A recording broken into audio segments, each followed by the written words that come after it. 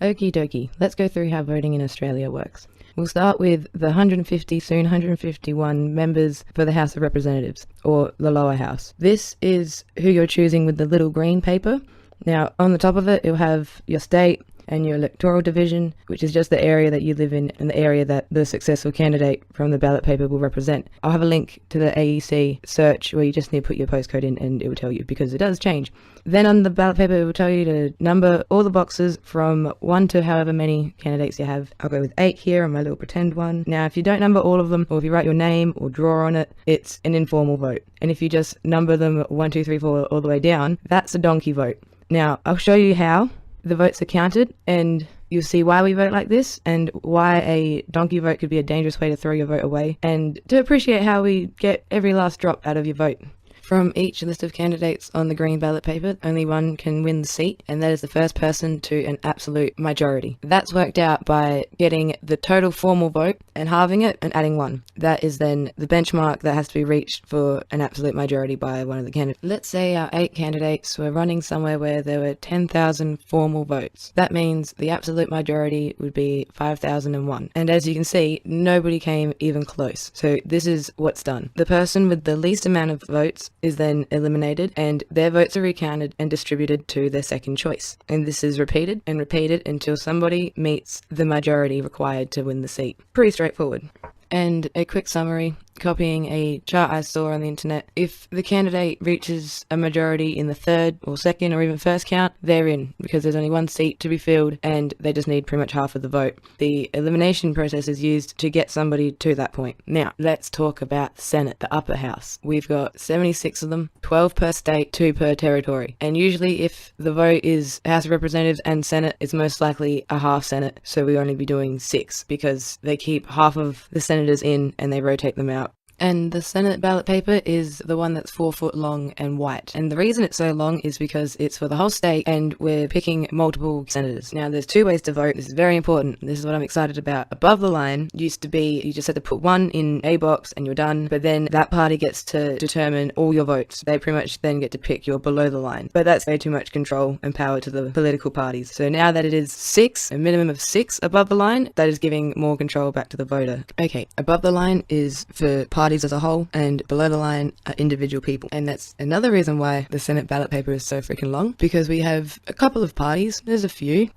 from the main ones, Labour, Liberal, Green, Nationals, and then Animal Justice Party, the Australian Progressives, Australian Christians, Help End Marijuana Prohibition, see, that's clever, Pirate Party, the Science Party. Oh yeah, definitely got some choice. Because there's multiple seats to fill, instead of using an absolute majority to decide the Senate, there's a quota, and this is how that's worked out. They get the entire number of the formal vote divided by the number of senators, so like 6 plus 1 and then plus another 1. So for example, we'll do it to 10,000. That's your total vote, and then your quota that has to be met by everybody running is 1,429. And then once somebody has passed the quota and qualifies to be a senator, we then work out the transfer value of the surplus votes. This is where it gets tricky. So you'll divide the surplus vote over the total vote received by the candidate. So Jeff received 100,000 votes. The quota was 60,000, so the surplus is 40,000. That means 40,000 divided by 100,000 gets you 0.4. Now, if 90,000 of the people that voted for Jeff had the same second choice, then that person would get 90,000 times 0.4 equals 36,000 votes. I know it's a bit all over the shop, but it makes sense, and I'll do a quick little example. Okay, we'll have 10 people run for a Senate seat, and we'll use the same quota we just worked out. We'll put 1,430 up in the corner, and so after our first count, Tom got 1,750, which is 320 above the quota. So you divide his surplus votes, 320, by his total votes, 1,750, and that gets you 0.18. So then all of Tom's votes are distributed to the second preferences, and that number, the number of votes, is then multiplied by 0.18, which then gives you the transfer value of the surplus votes. This is done because their first vote's already been counted, and so therefore is no longer worth as much, but can be used to help determine who gets the next seat. Still don't have anybody else. What does this mean? This means we eliminate the candidate with the least amount of votes, and all of their votes go to the second preference at full value, because these votes have not yet been counted. And obviously, if the second preference is no longer in the race, it then goes down to the third, and so on. So the more your number, the more power you have in your vote. This process is repeated until all the Senate seats are filled. Where I think this chart that I came up with does a decent job at briefly explaining the process used to count the Senate votes.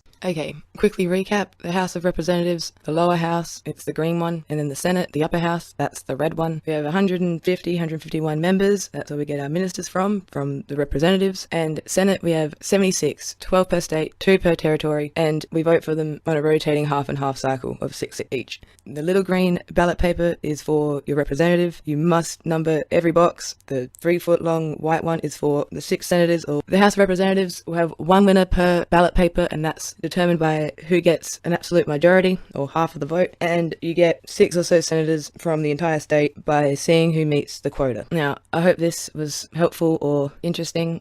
I made this video because I often think about generations before, or even other places in the world today, where the people don't get a say, or a portion of the population don't get a say. So it just adds to the reasons on why Australia is a great country and how grateful I am to be here. And I know that many Australians of all walks of life have found voting here confusing or overwhelming, which is understandable. You can get ballot papers taller than you. So I want to try and help explain how they work, how the ballot papers work, how the counting works, because then I feel like you are more equipped to then make your vote, more confident perhaps, once you know what they're going to do with your ballot paper. And that's why I'm here telling you how the voting system works and not who to vote for, because that's up to you. I do highly recommend researching, getting involved in your community, finding out what your options are, what they stand for, and taking the time, because it is our government. We should probably pay attention to who we put in there. Oh, I'll add one little extra of just, what do you mean voting is compulsory in Australia? Well, I am half, oh yeah, nah, these dickheads would do anything to raise some revenue, and then half, no one would fucking vote if you weren't threatened with a fine. So, kind of seems necessary at this stage. The final reason this video had to be made was to rub our far superior voting system in the faces of Americans. Much love, like, subscribe, and now we're on Patreon.